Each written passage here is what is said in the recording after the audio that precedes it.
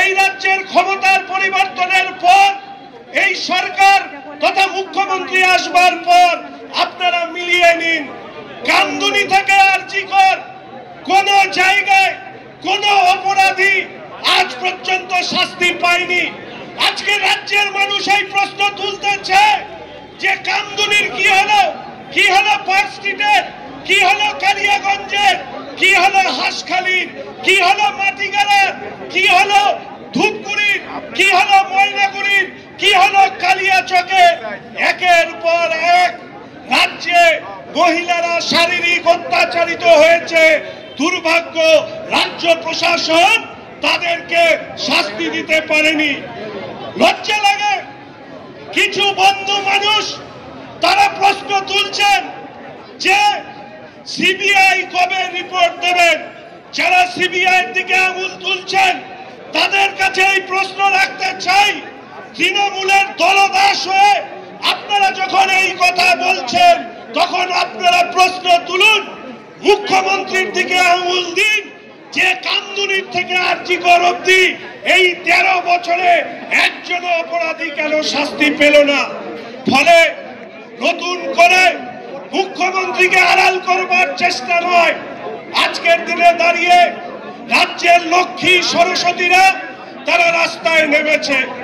আমরা স্লোগান তুলেছিলাম, আমরা মানুষের কাছে কথা বলেছি বারবার করে, লক্ষ্মীর ভান্ডার কন্যাশ্রীর কথা বলে যারা রাজ্যের মানুষের কাছে ভোট চান, আমরা এই কথা বলেছি যে লক্ষ্মী যদি না রবে লক্ষ্মীর ভান্ডারের কি হবে, কন্যা যদি না রবে কন্যাশ্রীর কি হবে।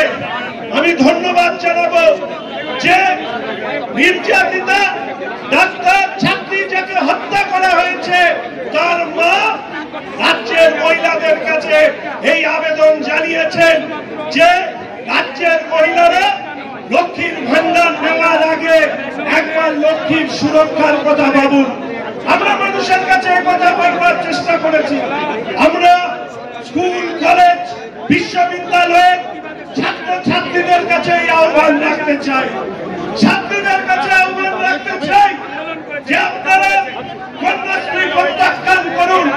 সরকারের টাকা, কোন দলের টাকা নয়।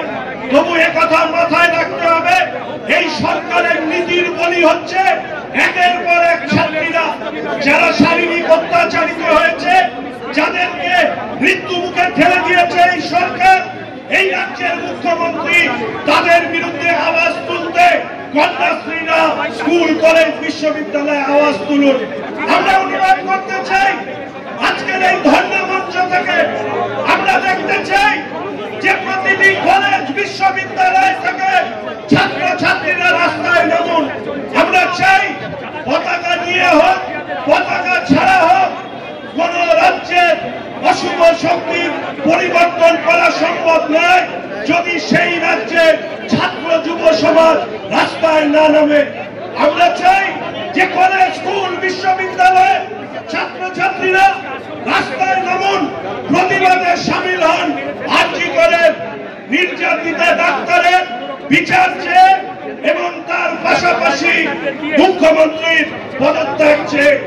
আমরা এই আহ্বান পাঠাতে চাই গ্রামের প্রতিটি বাড়িতে, গ্রামের ঘরে ঘরে, যে গ্রামের লক্ষ্মীরা আগামীকাল লক্ষ্মীবারে ভারতীয় জনতা পার্টি প্রদেশের ডাকে স্বাস্থ্য ভবন অভিযানে যখন কলকাতার রাজপথ উদ্বেলিত হবে, আপনারাও আপনার এলাকায় আপনারা রাস্তায় নামুন।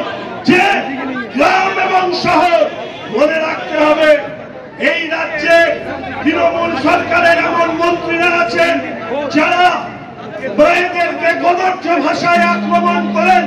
সেই মন্ত্রীদের মুখে ঝামা ঘষে দেওয়ার জন্য যে সমস্ত মন্ত্রীরা রাজ্যের নারীদেরকে যে দৃষ্টিতে দেখেন, যে কুরুচিপূর্ণ দৃষ্টিতে দেখেন, তাদের বিরুদ্ধে আগামীকাল আপনারা রাস্তায় নামুন।